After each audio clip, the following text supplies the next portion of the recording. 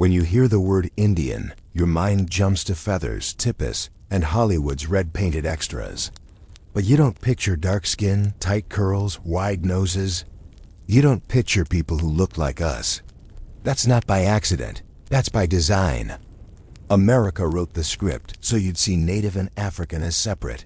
Never as kin, never as one. But the lie cracks quick if you look at the evidence. Carvings of dark-skinned figures in ancient America. The giant Olmec heads with African features. Carved centuries before Columbus. And journals from early Europeans describing Negro Indians they met face to face.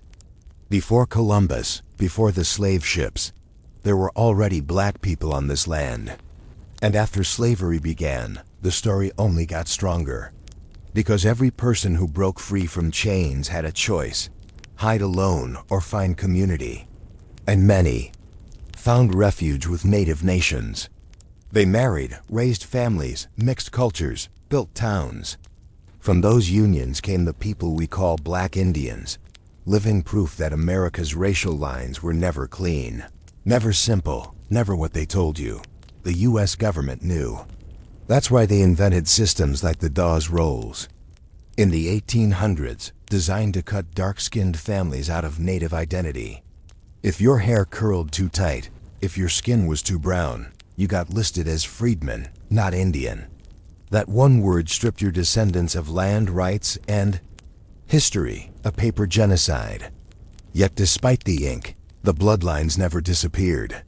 Families today still carry the features, the stories, the memory dot, and if you want to see where this hidden nation stood tallest, you have to look south. Because down in the swamps of Florida, something was happening that scared America to death. Escaped Africans were linking up with Seminole tribes, building settlements the U.S. Army could barely touch. These weren't runaway slaves hiding in shadows. These were warriors, armed and organized, ready to fight. They called them the Black Seminoles. And trust me, their legend is nothing short of terrifying for the powers that be. Picture it. Swamplands.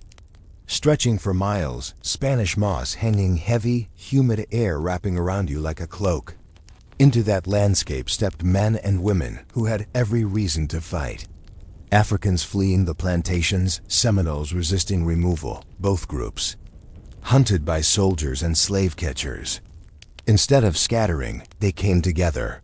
They built fortified villages, planted crops, trained fighters. They knew the swamps like the back of their hands. How to vanish into the water. How to strike without warning. How to make an army. Twice their size feel powerless. The U.S. called them Maroons, and for decades they were a thorn in America's side. Soldiers sent south often didn't return. Slaveholders feared their power because every escapee that slipped away might end up joining this alliance, turning weakness into strength. What's worse for the government? These people weren't begging for freedom. They were taking it, gun in hand, on their own terms. Wars broke out. You've heard of the Seminole Wars? The longest, costliest Indian wars in U.S. history. What textbooks don't tell you is that black warriors were at the heart of them. They fought side by side with Native allies, pushing back against Andrew Jackson's army, resisting forced removal, refusing to bow. Black Seminoles were scouts, leaders, strategists. They knew how to track soldiers, how to use terrain as a weapon.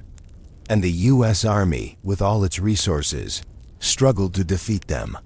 Here's something they never teach you in school.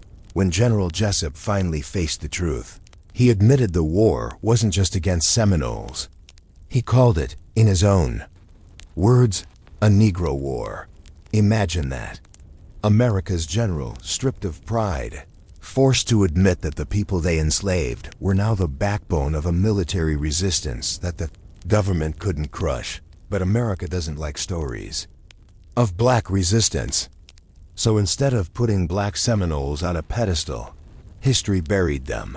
Still, the fear of black Indians shaped everything. When the U.S. finally forced Seminoles west on the Trail of Tears, many black families went with them, bound by loyalty and marriage. Others escaped south to Mexico, where they found refuge and freedom in border towns.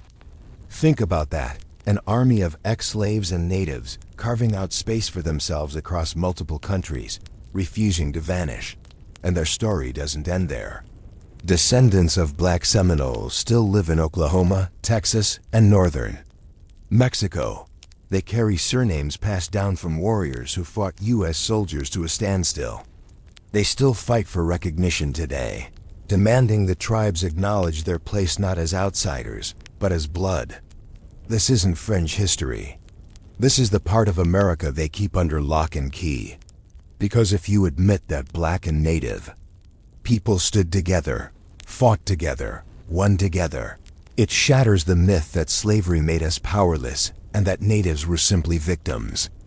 It shows we were nation builders, warriors, revolutionaries, and the Seminoles were just one chapter. Look at the Cherokee. Look at the Creeks. You'll find the same mixing, the same alliances, the same buried stories.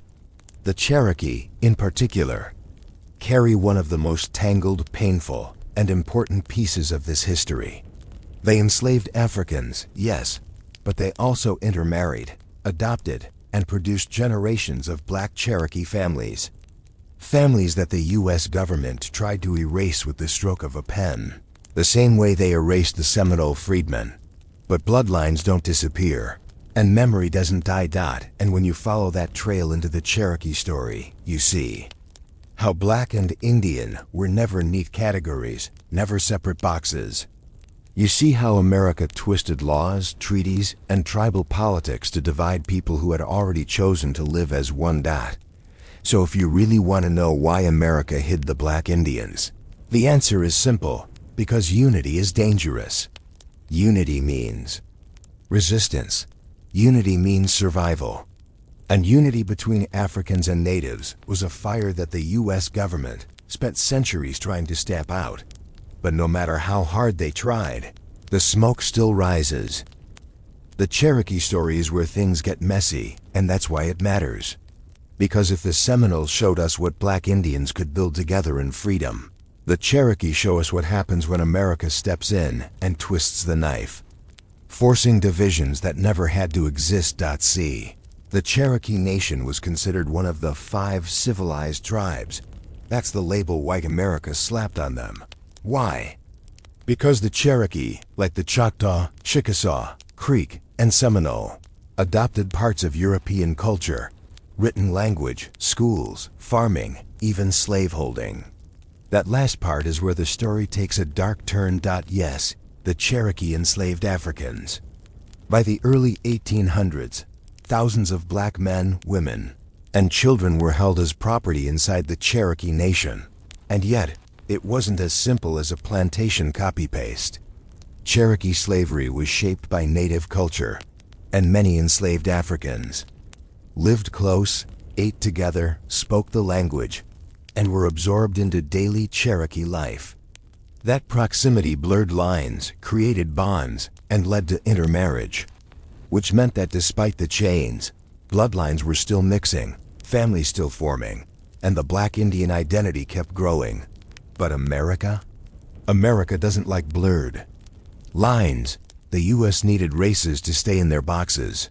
So when the Cherokee were forced on the Trail of Tears, that brutal death march west, thousands of Black people walked it too. Some as slaves, some as freedmen, some as family. Think about that. Africans and natives walking side by side, starving, freezing, dying on the same road. And when they finally reached Indian Territory, what we call Oklahoma today, they rebuilt. Together. That's the piece America always hides. They want you to see the Cherokee only as victims, Africans only as property. But the truth is, those two stories overlapped, tangled together, until you couldn't separate them. Black people became Cherokee. Cherokee became Black. And when the Civil War came, that mix exploded into a fight over identity that still hasn't ended. During the war, parts of the Cherokee Nation sided with the Confederacy. They fought for slavery to continue. Other parts sided with the Union. Black Cherokees fought on both sides, often as the deciding factor in battle. After the war, treaties forced the Cherokee Nation to free all its slaves and adopt them as citizens. On paper, that meant equality. In reality, it was war inside the tribe. Some Cherokee leaders tried to strip black members of land, rights, and recognition, just like the Dawes Rolls later would. And here we are in 2025 with freedmen descendants, still fighting for full tribal membership. Proof that America's racial line drawing never stopped. Now the Creeks. Their story runs parallel, and it's just as explosive. The Creek Nation, or Muskogee, was another one of those so-called civilized tribes. They too owned African slaves, but like the Cherokee, the line between slave and family wasn't always clear. Many Africans lived within Creek towns, intermarried, adopted the language, and fought alongside Creeks in wars. Over time, whole communities of Creek freedmen emerged, recognized as part of the nation.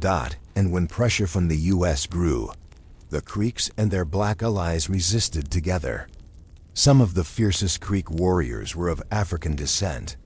They joined in uprisings, burned plantations, and terrified white settlers who thought they were safe.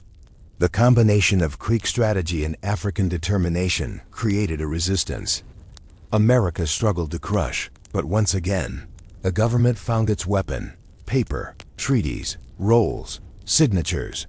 Divide the people, slice their identity apart with laws, and call it civilization.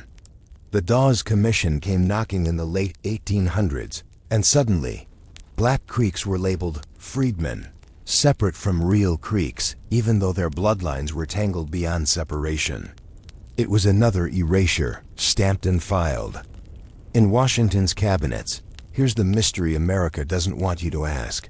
If black bloodlines were so deeply woven into Cherokee and Creek nations, how many of the pure native families today are carrying African DNA without even knowing?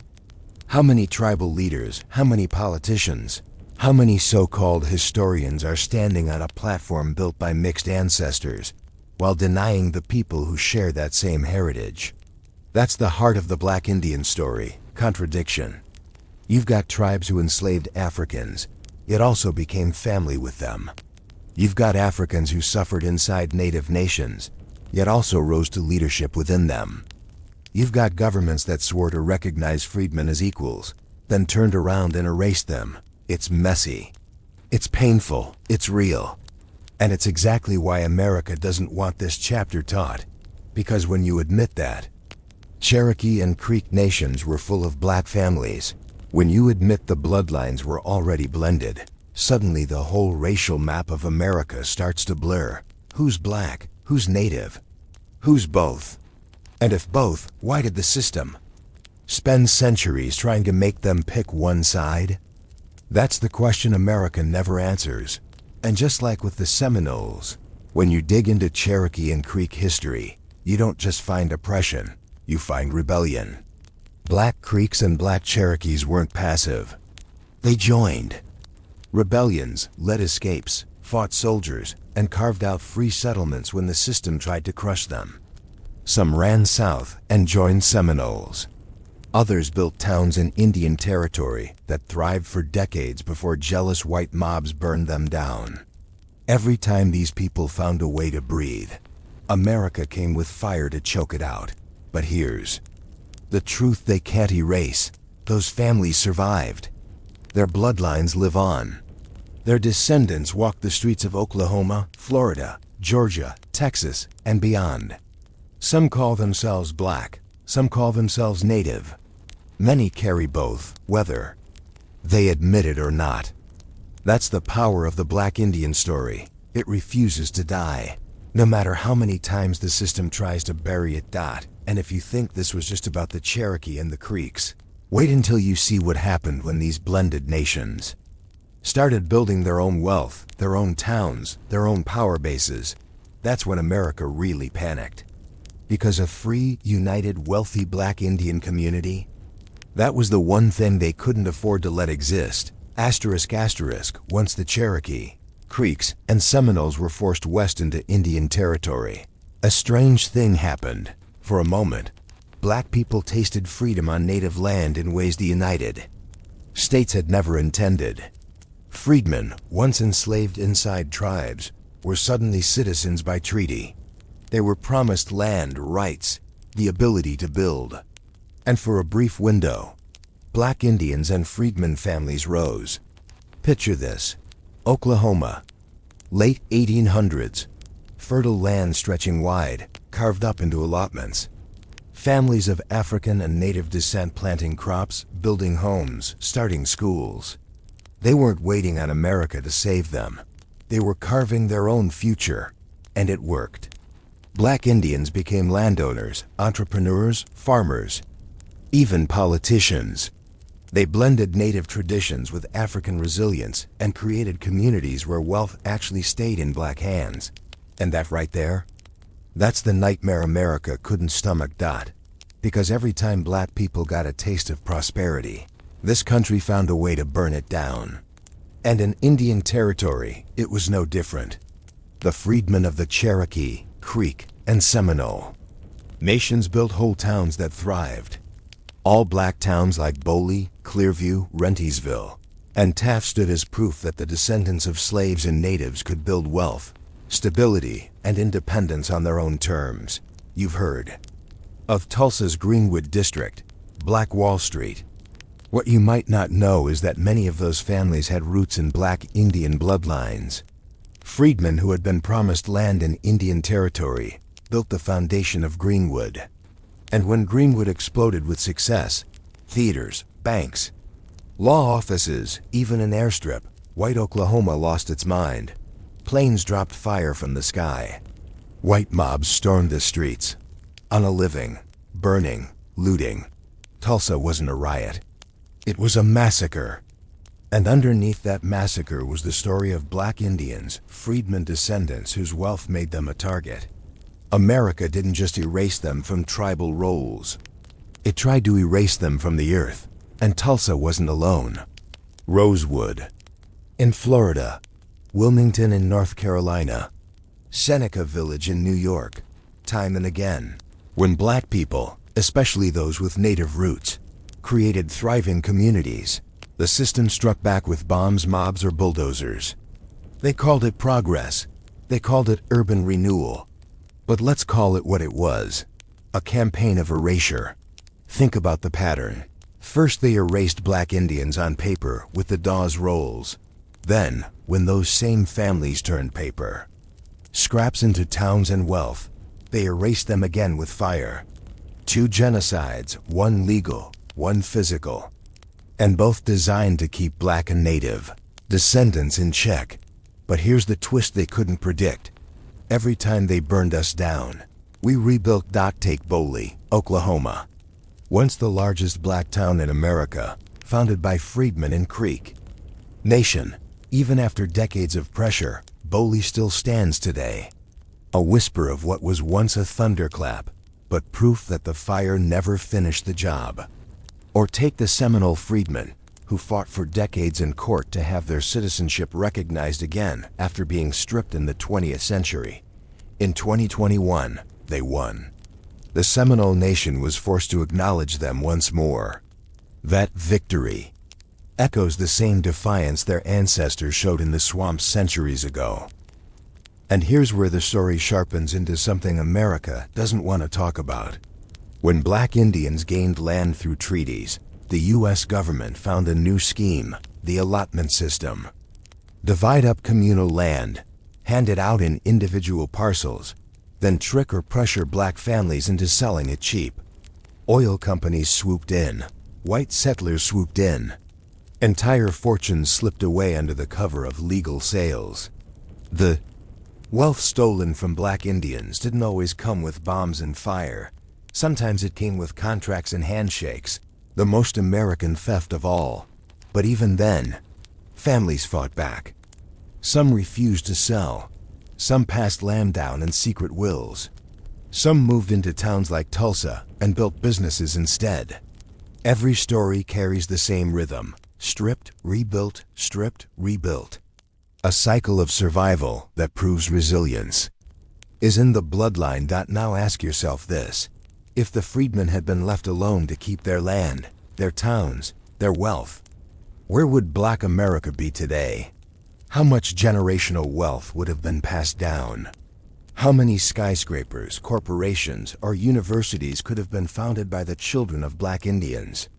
That question alone reveals why the story is hidden, because it shows, in black and white, that poverty was manufactured, not natural.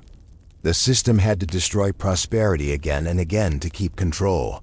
And it's not just about land or money, it's about identity. By erasing freedmen from tribal roles, America forced generations into a false choice. You're either black or native, but never both. That division cut deep, families split, heritage denied. And yet, the truth always slipped through.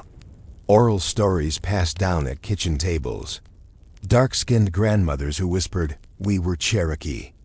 Great-grandfathers who said, "We came from Creek blood." The government could burn papers, but it couldn't burn memory.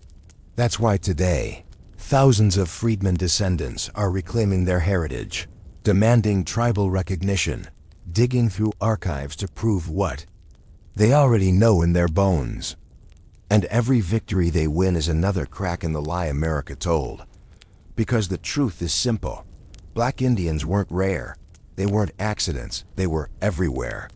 In the swamps of Florida, in the plains of Oklahoma, in the streets of Tulsa, in the ashes of Rosewood. They were warriors, landowners, teachers, business leaders. They were erased not because they didn't exist, but because they were too powerful when they did. And if you think the story ends with burned towns and stolen land, you're wrong. Because the bloodline kept pushing forward, through Jim Crow, through redlining, through the civil rights movement. Black Indians carried their dual heritage like a secret weapon, a reminder that they weren't just survivors of slavery, but descendants of nations. That's the power they tried to bury. That's the legacy still breathing under the surface. And if you want to see how deep that legacy runs, you have to follow it into the wars Black Indians fought, not just with guns and swords, but in courts, in schools, in every place where America tried to erase them. Because when you trace the line from the swamps of Florida to the burning streets of Tulsa, one truth becomes clear. Black Indians were always at the heart of America's greatest fear. Asterisk. Wars reveal truths that peace tries to hide. And when you dig into America's wars, the presence of Black Indians is everywhere. Even though history books barely whisper their names. We already touched the Seminole Wars. Those swamp campaigns where escaped Africans and Native Seminoles bled the U.S. Army dry. But what you may not realize is just how much those wars haunted America. The Seminole resistance lasted decades, stretching from 1817 into the 1850s, costing millions of dollars and thousands of soldiers' lives. Andrew Jackson built his political career on crushing savages, but the ones who kept slipping through his fingers weren't just Seminoles, they were Black warriors. Think about the image America tried to paint: natives as doomed victims, Africans as broken slaves. And yet here was a force that was neither victim nor broken. Here were Black Seminoles using muskets, ambushes, and guerrilla tactics that outsmarted generals. They fought like ghosts, vanish into swamps, strike, vanish again. And every victory they won told enslaved Africans across the South, freedom isn't a dream, it's a choice. Just get to Florida, and you'll find a people who will fight with you, not against you. That was the real threat. Not just military losses, but inspiration. Black Seminoles were proof that the enslaved could escape, regroup, and come back with firepower. That's why the U.S. poured so much into crushing them. They weren't just fighting an Indian war. They were fighting the possibility of a black rebellion spreading like wildfire. And yet, even after decades of battles, America never truly defeated the Black Seminoles. Many slipped away to Mexico, where they continued to fight, this time against slave catchers who crossed the border, trying to drag them back. Imagine that. Black warriors chasing down raiders in Mexico, still refusing to bend to America's will. Their descendants in northern Mexico still carry the stories, still sing the songs of their ancestors who fought like shadows against an empire. But the Seminole Wars weren't the end of Black Indian resistance. When the Civil War came, the question of loyalty tore tribes apart. Some Cherokee, Creek, and Seminole leaders sided with the Confederacy. Others leaned Union, and Black Indians? They found themselves in the middle, sometimes enslaved, sometimes free, often forced to pick a side. In a war that wasn't theirs to begin with, yet no matter the side, Black Indians fought. Some in Union regiments, some in Confederate units under Native leaders. In battles across Indian territory, they became the deciding factor. And when the war ended, treaties demanded tribes free their slaves and recognize freedmen as citizens. On paper, it looked like progress. In reality, it was just another stage for betrayal. Still, the fact remains, Black Indians shed blood in the Civil War, reshaping the destiny of tribes and of America itself. Their loyalty, their service, their sacrifice, erased when convenient, remembered only when it served someone else's politics. After the Civil War, when the U.S. pushed west with its manifest destiny, another chapter opened. The Buffalo Soldiers. These black regiments are remembered as some of the toughest fighters in American history. What most people don't know: many of them were Black Indians, men of African and Native heritage, carrying both traditions into the battlefield. The Buffalo Soldiers earned their name from Native tribes who said their hair resembled the buffalo's mane. But the respect went deeper. Natives saw in them a spirit that wouldn't die. Ironically, many Buffalo Soldiers were ordered to fight against Native tribes resisting removal, forcing them into the painful position of being used as a weapon against their own kin. That contradiction, serving the U.S. military while carrying Native blood, is a wound in history that still hasn't healed. Yet, even inside that contradiction, there's power. Buffalo Soldiers proved again and again that black fighters were indispensable. They built forts, guarded settlers, battled bandits, and survived conditions white regiments often couldn't. They fought in Mexico, in the plains, even in the Philippines later on. And each time their blood was spilled, but their names were sidelined. Ask yourself, why does America glorify Custer's last stand, but not the Black and Native men who rode patrols for decades, holding the frontier together? Why do textbooks skip over the battles where Black Indians stood in both uniforms? Some in blue Union coats, some in buckskin, some in both. Because their existence shatters the simple story America wants. White heroes, Native victims, Black slaves. Black Indians don't fit that story. They prove we were warriors, strategists, survivors who shaped the outcome of wars that defined this country. Asterisk, and the erasure doesn't stop at the frontier. Look at World War I. Native code talkers became famous later, but before that, Black Indians were already enlisting, fighting overseas, carrying identities the U.S. never wanted to acknowledge. In World War II, Black Indians wore uniforms in segregated units, sometimes denied the right to call themselves Native because of their skin tone, even while fighting under the same flag. The contradiction followed them everywhere. Good enough to die for America, never good enough to be written into its story. But let's circle back to the Seminoles one more time, because their war was unlike anything else. When General Jessup called it a Negro War, he wasn't exaggerating. Black Seminoles weren't sidekicks, they were leaders. John Horse, for example, a Black Seminole leader who negotiated freedom for his people in Mexico. His courage carried hundreds out of America's reach, preserving a community that still exists today. His name should be on monuments. Instead, he's a ghost in the footnotes, and he's not alone. Countless Black Indian fighters led raids, ambushes, uprisings. Some names are lost, but their impact is carved into the panic letters of generals. who couldn't sleep at night knowing freedom fighters were outsmarting them. Every battle they won, every soldier they felled, was an insult to the idea that black and native people were weak. That's the real reason they were erased. Because history is written by the victors, and the victors couldn't stand the idea that sometimes they lost. Sometimes they were humbled. Sometimes their savages and slaves showed them what true power looked like. Asterisk. So the textbooks talk about Andrew Jackson as a president, not a butcher. They talk about the Trail of Tears as a tragedy, not as a genocide fueled by greed. They talk about the Civil War as a white man's fight, not as a war reshaped by black Indians fighting on both sides. They talk about Buffalo Soldiers as nameless black regiments, not as men carrying two bloodlines, standing in two worlds, serving a country that gave them nothing back. But if you strip away the lies, the story is clear. Black Indians were warriors in every war America fought.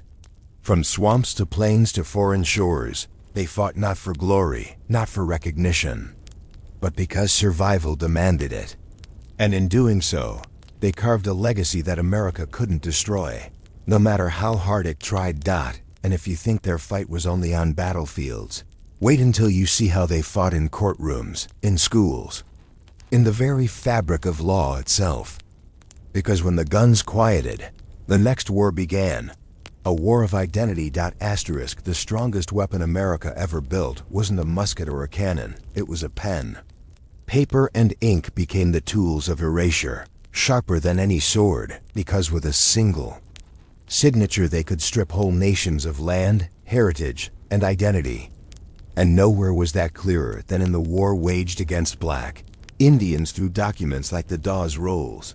The late 1800s brought the Dawes Commission, an office set up by the U.S. to organize who counted as part of the Cherokee Creek, Choctaw, Chickasaw, and Seminole nations. On the surface, it sounded administrative. In reality, it was a quiet genocide written in ledgers. Officials interviewed families, inspected appearances, and decided who got written down as Indian by blood, and who got pushed into the freedmen category. Here's what that meant. If you were light enough, if your features looked the part, you might be enrolled as Indian. But if you were dark, if your hair curled too tightly, even if your grandmother was full-blooded Cherokee, or your father was Seminole, you were stamped freedman. And that one word destroyed generations, because the Dawes Rolls weren't just records. They determined rights. They decided who got allotments of land, who could claim citizenship in the tribe, who could pass down heritage officially recognized by law. If your ancestor was pushed onto the freedman roll, your family line lost access to land, resources, schools, and the political power that came with tribal membership. Think about how cruel that is. Families who had lived as part of native nations for centuries suddenly found themselves outsiders on paper. People who spoke the language, wore the dress, prayed the prayers, fought in tribal wars, erased with one label. It wasn't war with rifles. It was war with ink, and it worked exactly as planned. Over time, freedmen descendants were treated as second-class citizens. Some tribes embraced them, others excluded them, often under pressure from Washington. Court battles began almost immediately, as black Indians fought to prove what they already knew, that their blood, their heritage, their belonging couldn't be erased by a form. But the U.S. had set a trap. Because once identity was split between by blood and freedmen, tribes were pushed to police their own roles. Divide and conquer all over again. Native leaders who had once lived alongside Africans now found themselves forced to argue about who was real and who was not. A conversation planted by the U.S. to fracture unity. Fast forward to the 20th century, and the pattern repeats. Freedmen descendants kept fighting. They went to court, appealed to treaties, demanded recognition. Each generation had to battle not only the U.S., but sometimes their own tribal governments, who were pressured to limit citizenship by blood quantum rules. That phrase, blood quantum, was another invention of colonial thinking. It reduced heritage to fractions, as if identity could be measured in percentages. 1/4, 1/8, 1/16. A math problem designed to erase people with every passing generation. And who did that math cut out the fastest? Black Indians. Yet despite all the erasures, freedmen never stopped pushing back. Cases piled up in federal courts, with lawyers arguing over old treaties from the 1800s. The treaties of 1866 were especially important, agreements signed after the Civil War, in which the Cherokee, Creek, and Seminole nations promised to grant citizenship to their freedmen forever. That word forever became the backbone of a legal war that still rages today. Take the Cherokee freedmen. For decades, their descendants were excluded from full rights. But in 2017, after years of courtroom battles, a federal court finally ruled that the 1866 treaty still stood, and that freedmen must be recognized as full citizens of the Cherokee Nation. It was a historic win. But it also revealed the depth of erasure, because it shouldn't take 150 years of lawsuits for families to reclaim what was already promised to them. The Seminole freedmen fought similar battles, denied benefits, excluded from rolls, forced to prove themselves again and again. Some victories came, some were delayed, some are still pending. Each case is a reminder that paper can wound just as deeply as any blade, and that the fight for recognition is never truly over. What makes this so provocative is the hypocrisy. America loves to talk about treaties when it suits them. But when treaties protect Black Indians, suddenly those papers are treated like suggestions instead of law. The U.S. tore up agreements, pressured tribes to rewrite constitutions, and used allotment systems to bleed land away from freedmen families. Every loophole became a weapon. Every definition became a cage. But here's the irony. The very existence of these court battles proves the resilience of Black Indians. Because even with the government's best efforts, the bloodline survived. Oral traditions survived. And the descendants refused to let the story die quietly. They dragged it into courtrooms, forced judges to say the words out loud. These people belong. And every time that happened, it cracked the official narrative America had tried to protect. The Dawes Rolls were supposed to be the final word. Instead, they became Exhibit A in the case against erasure. Families showed up with documents, oral histories, DNA, community ties. They exposed the truth. The rolls didn't define identity, they distorted it. Asterisk, the weapon of paper had cut deep. But it hadn't killed memory. And the struggle didn't end in the 19th or 20th century. Even in the 21st, freedmen descendants are still fighting. Some tribes push back, some embrace, some hesitate. But the debate itself proves how strong the Black Indian presence remains. If they were truly erased, there'd be no one left to fight. The fact that the fight continues is the clearest evidence of survival. The Dawes Rolls tried to divide families into boxes. Blood quantum tried to shrink them into fractions. Erasure tried to write them out completely. But what none of those systems could do was erase the living truth. People who look in the mirror and see both sides of their ancestry staring back. People who walk in two heritages at once, no matter what the paperwork says. And that's the real danger to America's story. Because once you admit that Black Indians exist, not as a fringe, not as a myth, but as a living people, you unravel the neat racial categories the U.S. was built on. Suddenly, the lie of separation falls apart. Suddenly, unity isn't just a dream, it's history. It's blood. It's now. If the wars and courtrooms show us how Black Indians fought to survive, their daily lives show us how they actually lived, thrived, and built something new. And that's the piece America rarely talks about, because it reveals a culture that was never broken, only blended. Imagine sitting at a table in 19th century Indian territory. The food alone tells you everything. Cornbread on one side, fried catfish on the other. Wild game hunted in the woods next to okra stewed with spice. The meal isn't African or native, it's both. Black Indians fused African crops like okra, watermelon, and rice with native staples like corn, beans, and squash. The three sisters of native tradition became 4, 5, 6 sisters once African flavors joined the mix. Gumbo could sit right next to hominy stew. Fry bread could be eaten with collard greens. Culture wasn't a choice between one plate or the other. It was all of it together, every bite carrying two heritages in one mouthful.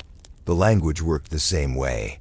Freedmen and Creek and Cherokee nations picked up the words of their neighbors, and native children picked up African rhythms of speech.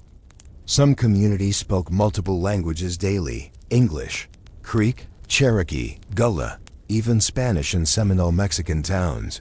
Code switching wasn't survival, it was identity. Conversations blended tongues, proving that being both didn't mean being half. It meant being whole in a way that crossed every barrier America tried to enforce. And then there's music. If you want to hear the heartbeat of Black Indian life, listen to the songs. Africans brought drums, call and response chants, and spiritual rhythms. Natives brought flutes, rattles, chants that reached toward the sky. Together, they built a sound that echoed both the African coast and the Oklahoma plains. Church meetings where gospel was sung with Creek words. Powwows where drums beat African rhythms under native dancers' feet. Work songs on plantations that carried both the cry of Africa and the chant of Turtle Island. That's not just music, that's memory disguised as melody. The dances told stories too. Native stomp dances met African circle dances, both spirals of community and rhythm. The body became history, moving in steps that didn't belong to one continent or one nation, but to both at once. And when outsiders looked in, they didn't always understand. They saw strange dances, foreign songs. But what they were really witnessing was survival coded in culture, resilience carved into rhythm. Clothing was another canvas. Freedmen wore native buckskin vests with African beads. Women braided hair in styles their grandmothers carried from the west coast of Africa, then decorated it with feathers and beads from native tradition. Regalia at ceremonies often blended African colors with native symbols, creating outfits that spoke louder than any written history. A Black Indian child could walk into a gathering wearing clothes stitched with two bloodlines and feel both ancestors on their skin at once. And let's talk about spirituality, because this is where things get profound. Africans carried traditions of ancestor reverence, drumming, and connection to the unseen. Natives carried ceremonies tied to the earth, to the seasons, to the Great Spirit. When these met, they didn't clash, they merged. You had communities where Bible verses were read in the morning, but stomp dances were held at night. Where prayer circles honored both ancestors and the Creator. Where dreams and visions were taken seriously, because both heritages taught that. The spiritual world walks alongside the physical. This blend gave Black Indians a resilience that was hard to break. Because even when the U.S. tried to outlaw ceremonies, ban languages, erase heritage, they couldn't stop what lived in daily practice. You can ban a powwow, but you can't ban the rhythm of a drum that lives in someone's chest. You can outlaw an African chant, but you can't silence a grandmother humming it while she cooks. Every act of living became rebellion. Every meal, every song, every braid was proof that erasure would never be total. Education became another battlefield. Black Indians built schools in freedmen towns, sometimes supported by missionaries, sometimes built with their own hands. Children learned English, yes, but they also carried oral traditions from both sides. Lessons weren't just in books. They were in stories told by elders, in names passed down, in songs that doubled as history lessons. A child might learn about Moses and the Red Sea in the Bible, and then turn around and hear about Osceola leading resistance in the swamps. Both stories carried the same message: deliverance from bondage, Survival against impossible odds. Even hairstyles told the story. African braiding techniques carried maps, identity, and pride. Natives had their own hair traditions tied to ceremony and status. Combined, they created styles that were both protection and proclamation. A braid could carry African memory and native symbolism in the same weave. That's how deep the blending ran, into the very strands of hair on a child's head. The beauty of it is that Black Indian culture wasn't just reactive. It wasn't just a mix built from oppression. It was creative, innovative, alive. It produced leaders, storytellers, healers, warriors, artists. It gave us John Horse among the Seminoles, William Holland Thomas Black Cherokee allies, and countless unnamed mothers and fathers who carried both lineages into the future. Culture wasn't just survival, it was invention. And here's the mystery. How much of African American culture today carries native fingerprints we don't even recognize? Soul food itself is laced with native crops. Spirituals carried melodies, influenced by native chants. Blues and jazz have echoes of flute scales and stomp rhythms. Even hip-hop, born of African drums and Caribbean beats, lives alongside powwow drum lines that carry that same pulse. When you look closely, you realize Black Indian culture isn't a footnote. It's in the DNA of America itself. But America will never admit that. Because to admit it is to admit that the neat boxes of black and native were never real to begin with. To admit it is to unravel the idea that America was built by Europeans civilizing a wilderness. The truth is, it was built on the shoulders of people who blended Africa and America, long before the textbooks ever caught up. And while the culture thrived in daily life, it also faced constant attack. Boarding schools tried to erase native traditions. Jim Crow tried to crush black identity. Churches sometimes pushed assimilation over preservation. Yet in kitchens and ceremonies, in whispered stories at night, the heritage lived on. Survival wasn't just about fighting wars. It was about living culture every single day. That's why even today, you find families in Oklahoma, Texas, Louisiana, Florida who say, "We're Creek, we're Cherokee, we're Seminole, but we're also black." They don't need DNA tests to know. They taste it in their food. They hear it in their songs. They carry it in their skin. And no government roll, no treaty, no fire, no erasure has ever managed to take that away. And if daily life shows us how Black Indians survived in culture, the next step is to look at how they survived in faith. Because when you see how African spirituality fused with native beliefs and later with Christianity, you understand why this story was truly dangerous. It wasn't just about food and songs. It was about a worldview that could shake the ground. America stood on ** if food, music, and daily life carried the blend of black and native heritage, then faith carried its heartbeat. Spirituality was where Black Indians built their deepest strength, because it gave them a language to explain their suffering, their survival, and their hope.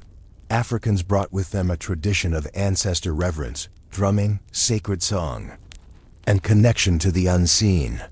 Natives already had ceremonies tied to the land, the sky, the seasons, and the Great Spirit. Put those together, and you didn't just get survival rituals. You got a faith that was unstoppable. Picture this. A Sunday morning in Indian Territory, late 1800s. A small wooden church stands on freedmen allotment land. Inside, a preacher opens the Bible, speaking about Moses leading his people out of Egypt. The congregation nods, shouts amen, because they know exactly what that means. They don't need Egypt on a map. Egypt is the plantation. Pharaoh is the slaveholder. The Red Sea is the swamps of Florida, where the Seminoles lived free. The Exodus wasn't just a story, it was their story. But step outside that church, and you might find the same families that morning preparing for a stomp dance that night. Drums are placed in the center. Women gather with shell shakers on. Their legs, men sing in Creek or Cherokee. The dance spirals around the fire, moving until dawn. And in those steps, you see both Africa and Turtle Island alive. The circle dance of West Africa echoes the stomp dance of the Creeks. The call and response of Black spirituals folds into Native chants. The Creator and the ancestors are honored side by side. Two traditions that outsiders said could never mix were already married in practice. This is the peace America feared most because faith shapes resistance. If you believe your ancestors walk with you, you don't bow easily. If you believe God split a sea for deliverance, you don't accept chains as permanent. If you believe the land itself is sacred, you don't hand it away without a fight. Faith gave Black Indians the courage to resist, to rebuild, to claim belonging even when the law tried to erase them. And it wasn't just private. Spiritual leaders rose from this blend. Some were Christian pastors who preached liberation. Others were medicine men and women who carried Native and African healing traditions. Some were both. They laid hands on the sick, mixed herbs and remedies, sang prayers that combined African rhythm with Cherokee or Seminole words. These weren't contradictions, they were continuities. Even burial rituals tell the story. Africans placed items with the dead to guide them into the next life. Natives did the same, with feathers, beads, or sacred objects. Black Indian graves sometimes carried both, a cross and a shell, a Bible verse carved next to tribal patterns. Every resting place became a statement. We are both, we are whole, and even in death. You cannot erase us. This dual faith also shaped rebellions. Remember the Black Seminoles? Before battles, warriors held ceremonies calling on both African ancestors and Native spirits for protection. Before escapes from plantations, African slaves prayed for deliverance while Native allies mapped routes through the swamps. Every act of survival carried a spiritual backbone. To fight without faith was impossible. To fight with it was destiny. But America knew the power of this faith, which is why boarding schools and missionaries worked so hard to suppress it. Native children were forced into Christian schools where they were beaten for speaking their language or practicing ceremonies. Black freedmen were pressured into churches that preached obedience rather than liberation. Yet even there, the fire survived. Children whispered Native prayers at night. Preachers bent Bible stories into tales of resistance. Music smuggled belief past overseers and teachers. Spirituality became a code impossible to fully erase. One of the most provocative blends came with Christianity itself. For Black Indians, Jesus wasn't the pale figure painted in European churches. He was a liberator, a man of suffering, someone who walked closer to their own ancestors than to the colonizers. Some even believed Jesus himself carried African or Semitic roots, making him kin. Add that to Native prophecies about a redeemer or savior, and suddenly Christianity wasn't the oppressor's religion, it became a weapon of hope. And that weapon echoed into the civil rights era. Black churches with freedmen roots carried a blend of African call and response and Native ceremonial rhythm into marches and protests. Freedom songs weren't just hymns. They were war cries, wrapped in prayer. "We shall overcome" could be sung in English, but the stomp of feet behind it carried the old Creek cadence. Even Dr. King's dream speeches carried the echoes of an African Native worldview. The land belongs to everyone. Justice is written into creation. Deliverance is inevitable. Spirituality also preserved identity in quieter ways. Families passed down Native prayers alongside African folktales. Children grew up hearing Bible verses from grandmothers, then seeing those same grandmothers lay out tobacco or food offerings for ancestors. It wasn't about contradiction. It was about fullness, about refusing to choose between lineages, about saying, "We are both, and both make us stronger." And if you really listen, you can still hear it today. Gospel singers who use Native scales without realizing it. Powwow songs with African call and response patterns. Churches in Oklahoma and Texas where freedmen descendants sing hymns in English, but end services with chants that sound like both. Africa and the Plains. That's the living faith of Black Indians. Always blended, always resistant, always alive. The biggest lesson? Spirituality gave them what law and war tried to take, identity. Paper could say freedmen, but spirit said family. Courts could deny citizenship, but ceremonies affirmed belonging. America could draw lines on maps, but faith drew circles of community that no treaty could erase. And that's why America feared it so much. Because you can burn a town, you can tear up a treaty, you can divide a people on paper, but you can't stop them from praying. You can't silence the drum that beats in someone's chest. You can't kill a song sung by generations who refuse to forget. This is why Black Indians survived. Because they didn't just fight with muskets or lawyers. They fought with faith, with rituals, with belief that their ancestors, their creator, and their people stood with them. And when you hold that kind of faith, no erasure lasts forever. **** By the dawn of the 20th century, America had already stripped Black Indians of land through allotments, erased them on paper with the Dawes Rolls, and burned down their towns when they prospered too much.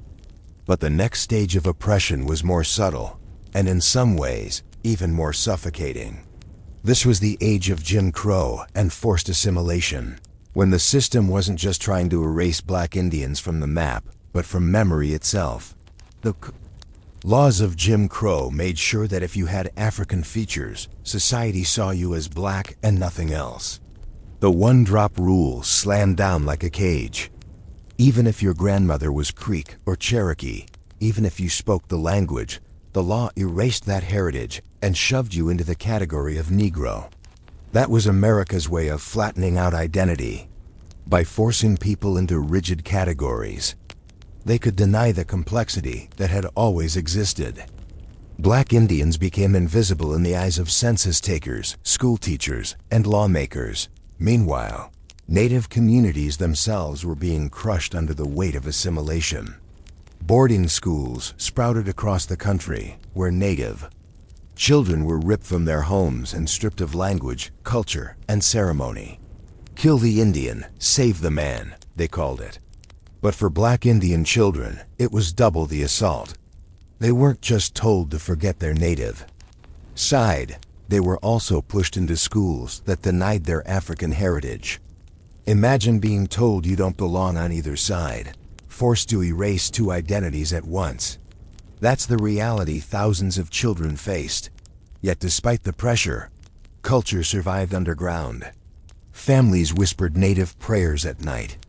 After church, parents passed down recipes in kitchens, even if school cafeterias fed their kids American meals. Elders braided hair in traditional styles while teachers demanded scissors and conformity. Resistance wasn't always loud. Sometimes it was as small as humming a stomp dance tune while walking home from school. Sometimes it was gathering secretly for ceremonies, away from the eyes of officials. These acts were quiet, but they were powerful. In freedmen towns across Oklahoma, identity survived in subtle ways. People went to Baptist churches on Sunday, but spoke Creek or Cherokee words at home. Children learned Bible verses and tribal stories side by side. A grandmother might tell her grandchild, "We are Creek," even if the Dawes Rolls said otherwise. Memory stayed alive in the mouths of elders, even when the law tried to bury it. And let's not forget the violence of segregation itself. Freedmen towns weren't just left alone. They were starved of resources, pushed to the margins, denied fair schooling and infrastructure. Yet in those margins, people built. They created their own schools, raised teachers from within, and taught both Black and Native histories, even if textbooks didn't. It wasn't enough to survive Jim Crow. They found ways to preserve identity in spite of it. In the cities, the story twisted further. Black Indians who migrated north during the Great Migration often found their Native heritage erased in crowded urban neighborhoods. On paper, they were Negro. But in their homes, you'd still find native beadwork, African drums, food. That blended both worlds. They carried the culture in silence, because speaking it out loud often meant mockery or denial. But silence doesn't mean absence. It means survival. Even in entertainment, glimpses slipped through. Early blues and jazz carried echoes of native rhythms that had blended with African beats generations earlier. Dancers on southern streets moved with steps that traced back to both stop dances and African circles. But mainstream America packaged it all as black culture, cutting the native roots out of the story. This was another kind of erasure. Cultural theft by omission, yet every once in a while, truth surfaced. Families with last names like Wildcat, Eagle, or Osceola in black communities reminded people that native blood was still there. Old photographs showed dark-skinned faces in tribal dress, proof that the categories never held. And while officials ignored or denied it, people themselves never forgot. Oral history kept whispering, "We are more than what they call us." World War II brought another test. Black Indians enlisted in segregated units, some labeled Negro, some enrolled as Indian. The same family could have two brothers, one forced into a black regiment, the other into a native one, because the government couldn't accept that they were both. Imagine the absurdity. Brothers with the same mother and father split by paperwork. Yet they fought overseas, came home, and carried their heritage quietly, refusing to let bureaucracy define who they were. The civil rights era brought fresh light. Freedmen descendants joined marches, sat at lunch counters, and demanded rights. But they also pushed quietly for tribal recognition. The fight for civil rights wasn't just about equality under U.S. law for them. It was also about reclaiming belonging inside their own tribal nations. Some leaders spoke openly, others worked quietly in courtrooms. But the demand was always the same. We never stopped being who we are. Jim Crow tried to erase. Assimilation tried to erase. Segregation tried to erase. But erasure never won. Because at every turn, families resisted. They resisted with memory, with food, with song, with hair, with prayer. They resisted by raising children who knew, even if the outside world denied it. They resisted by whispering, "We are Creek, we are Cherokee, we are Seminole, and we are Black." And the weight of that identity carried forward into the late 20th century, when freedmen descendants began filing lawsuits, digging through archives, and demanding that their tribal nations acknowledge what history had buried. By then, the paper weapons of the Dawes Rolls had been in place for nearly a century. But the people never stopped fighting back. What's powerful is this: despite decades of erasure, you can still find communities today where the culture lives openly again. Powwows where freedmen descendants dance proudly. Churches where gospel is sung with a stomp rhythm older than the preacher himself. Kitchens where cornbread and gumbo still sit side by side. The survival of black Indians isn't just a story of loss. It's a story of endurance so strong that not even Jim Crow, boarding schools, and segregation could stamp it out. And as the 20th century closed, that endurance shifted into something new: revival. A push not just to survive quietly, but to reclaim loudly. To stand in courts and schools and the media and say, "We are here, we never left. And no piece of paper will erase us again." The mid-20th century cracked the old order wide open. Jim Crow was shaking, segregation laws were falling, and a new generation of leaders rose up demanding dignity. For black Indians, this era wasn't just about marching for civil rights in America. It was about reclaiming a double identity that had been silenced for too long. Picture it. The 1960s. Crowds filling streets from Selma to Washington. Freedom. Songs rising like thunder. On the surface, it looked like a black movement. But tucked inside those marshes were families whose roots ran through Cherokee freedmen, Creek freedmen, Seminole freedmen. They carried signs for justice, yes, But they also carried the weight of generations erased by papers like the Dawes Rolls. For them, freedom meant two things: equality as Black Americans and recognition as citizens of the tribal nations their ancestors helped build. Some leaders spoke it openly. Others held it quietly, knowing the mainstream wasn't ready to hear about mixed identity in a world obsessed with neat categories. But behind the scenes, freedmen descendants were filing cases, writing petitions, and reminding tribal governments the treaties of 1866 still stand. Citizenship promised forever doesn't expire just because politicians want it to. And while lawyers fought in courts, culture carried the rest. Artists, singers, and storytellers began weaving Native and African heritage back into the public eye. Gospel singers layered in stomp dance rhythms. Writers told stories of grandmothers who were both African and Cherokee. Painters and poets began saying the quiet part loud. America tried to make us pick, but we were always both. The Black Power movement fed this revival too. When people shouted, "Black is beautiful," that beauty included all its shades and heritages. For many Black Indians, it gave language to embrace both sides without shame. To say, yes, I'm Black, yes, I'm Native. And neither cancels the other. At the same time, Native activism was rising. The American Indian Movement, AIM, staged occupations, protests, and sit-ins, demanding recognition of Native rights and sovereignty.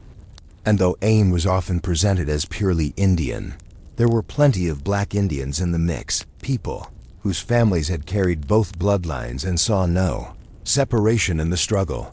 What's striking is how similar the goals were. Black civil rights leaders demanded voting rights, fair housing, an end to segregation. Native activists demanded treaty rights, land rights, and sovereignty. Black Indians stood in the middle, carrying both banners at once. And in their presence you see the truth. These fights were always connected. The same government that broke treaties broke promises to freed slaves. The same system that drew lines of segregation drew Dawes Rolls. The enemy was the same. The fight was the same. By the 1980s and 1990s, the legal battles intensified. Freedmen descendants brought cases against tribal governments that had stripped them of citizenship. In the Cherokee Nation, years of litigation culminated in 2017 with a landmark decision. The freedmen must be recognized as full citizens once again. It was a victory 150 years overdue, but it proved the point. Erasure on paper doesn't erase truth. The Seminole freedmen fought similar wars. Court battles dragged for decades, with back-and-forth rulings that left families in limbo. Some were recognized, others excluded, then re-recognized again. Each victory, no matter how small, was another crack in the wall built to keep Black Indians out. And through it all, voices rose louder. Musicians in hip-hop and R&B began referencing Native roots. Authors published memoirs about Black Cherokee or Black Creek ancestry. Academics started studying the intersections of African and Native history, uncovering the hidden chapters schools never taught. Bit by bit, the silence broke. In the 21st century, the revival gained speed. DNA testing became widespread, and suddenly, thousands of Black families discovered Native ancestry their elders had whispered about for generations.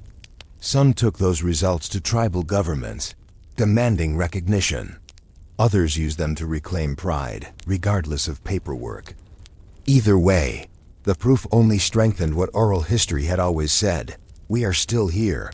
Social media amplified it further. Descendants began posting family photos, stories, and documents, proving their Black Indian heritage. Online communities formed, connecting people across states and tribes. What had once been whispers at kitchen tables became public declarations for the world to see. America could no longer pretend Black Indians were rare, mythical, or gone. The evidence was everywhere, alive, breathing, posting, and proud. And it wasn't just about heritage. Black Indians became visible in politics, entertainment, and sports. From musicians who carried Creek blood, to actors with Cherokee ancestry, to activists with Seminole roots, they began speaking openly about their blended identities. Each voice chipped away at the wall of erasure. Each story made it harder for America to hide. The revival isn't just about recognition. It's about pride. About saying, our ancestors resisted slavery and removal. They built towns, fought wars, carried culture underground, and passed it to us. And now we will live it openly. That pride is provocative because it challenges America's categories. It says race was never simple, identity was never neat, and the story you were told in school was never the full truth. And this revival isn't finished. Court battles continue. Freedmen descendants still push for equality inside the Creek and Seminole nations. Lawsuits, petitions, and protests still rage. But the fact that they rage at all is proof of survival. Proof that the fire still burns. The civil rights era gave Black Indians courage to speak louder. The modern era gives them platforms to be heard. And together, those voices are rewriting the history America tried so hard to bury. Because here's the truth. When you see Black Indians in the march of the 1960s, in the courtrooms of the 2000s, and on social media today, you realize they never disappeared. They were always here. Always building. Always resisting. Always reminding us that identity can't be erased with a piece of paper dot. And if you think this revival is just about history, you're missing the bigger picture. Because the legacy of Black Indians isn't just about the past, it's shaping the future. Step into the 21st century, and the story of the Black Indians feels less like a buried secret and more like a rising wave. For generations, the system tried to silence it, but now, every tool the government once used to erase paper laws, schools, is being flipped into weapons of truth. DNA tests, once dismissed, have become receipts. Families who were told for decades, "You're just black," now send in a cheek swab and get back percentages that line up with the oral history. Their grandmothers always whispered, Cherokee, Creek, Seminole, Choctaw. Proof in charts and numbers of what people already knew in their bones. DNA doesn't replace culture, but it backs up memory. And it's harder for governments to argue with science than with a grandmother's story. The irony? The same America that once obsessed over blood quantum now faces Black families holding scientific proof of Native ancestry. At the same time, the freedmen battles continue to rage. In 2017, Cherokee freedmen won a landmark case restoring their full citizenship, forcing the nation to recognize what was promised in the 1866 treaty. In 2021, Seminole freedmen scored victories that pushed the nation to reopen membership and restore rights. Creek freedmen are still in the trenches filing lawsuits, pressing petitions, demanding recognition. The courts are slow, but every ruling cracks open another door, reminding tribes in the U.S. that forever in a treaty still means forever. This fight isn't about benefits or casinos, as critics like to smear it. It's about belonging. About refusing to let the government's ink erase what bloodlines, culture, and history already proved. When a freedman descendant stands up in a courtroom, they're not just fighting for paperwork. They're fighting for ancestors who walked the trail of tears, who hid in the swamps, who built towns and watched them burn. They're fighting to say, we never stopped being who we are. Culturally, the revival is everywhere. Powwows now feature freedmen descendants dancing openly, no longer hiding their skin tone under silence. Gospel choirs sing songs with Native rhythms. Hip-hop artists drop lines about Seminole or Cherokee roots. Documentaries, books, and podcasts finally highlight Black Indians as central to America's story, not as a side note. Social media amplifies it all, letting young people proudly claim both sides of their identity without apology. In fashion, you see regalia that blends African beads with Native patterns, cornrow braids with eagle feathers, In food, you taste gumbo cooked with hominy, barbecue smoked with wild herbs. In music, you hear the stomp dance rhythm layered into modern beats. The culture never died, it just evolved, and now it shines in the open again. And this revival isn't just about celebration, it's about provocation.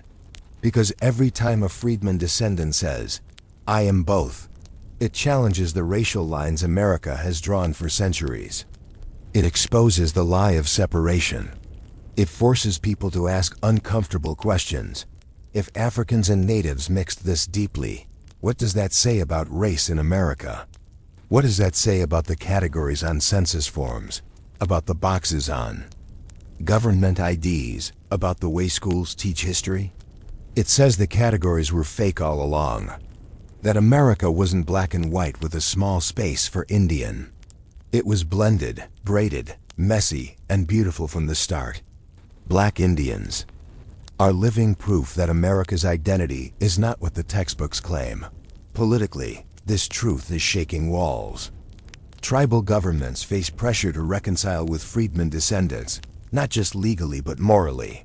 Federal courts are being forced to acknowledge promises the U.S. hoped would be forgotten. And as more voices rise, ignoring them becomes impossible. Black Indians aren't asking to be remembered as a footnote. They're demanding to be recognized as central players in the story of America. And here's why that matters for everyone. The story of the Black Indians destroys the myth of America as a land built by Europeans, civilizing savages and enslaving Africans who had no power. That myth depends on separation. But once you admit Africans and natives united, intermarried, built towns, fought wars, preserved culture, and survived together, the whole narrative cracks. Suddenly, America's history isn't about European dominance. It's about resistance, resilience, and unity among the very people the system tried to crush. That's why they buried this story. That's why the Dawes Rolls were written. That's why towns were burned. That's why Jim Crow and boarding schools tried to flatten identity into neat boxes. Because if people knew this history, they'd realize that unity has always been possible, and always been powerful. And now the secret's out.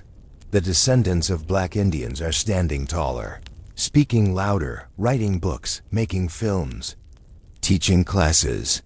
Kids are growing up hearing not just that their ancestors were slaves or victims, but that their ancestors were warriors, landowners, singers, chiefs, builders. That's a legacy that builds pride. And pride fuels power. So where does it go from here? The future is still being written. Freedmen descendants are still in courtrooms. DNA tests still spark debates. Some tribal governments still resist, but resistance only proves relevance.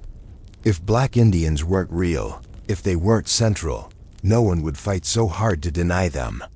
The very battle itself is proof. And for young people watching, the message is clear. Don't wait for official recognition to tell you who you are. Recognition is nice, rights matter, but identity is bigger than paperwork.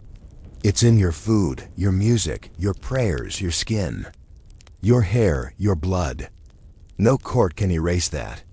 No role can overwrite that. Black Indians aren't just a forgotten people. They are the crack in the system story that can never be sealed.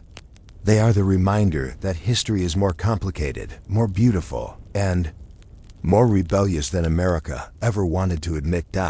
And when you know that truth, when you carry it, live it, speak it, you can never see this country the same way again.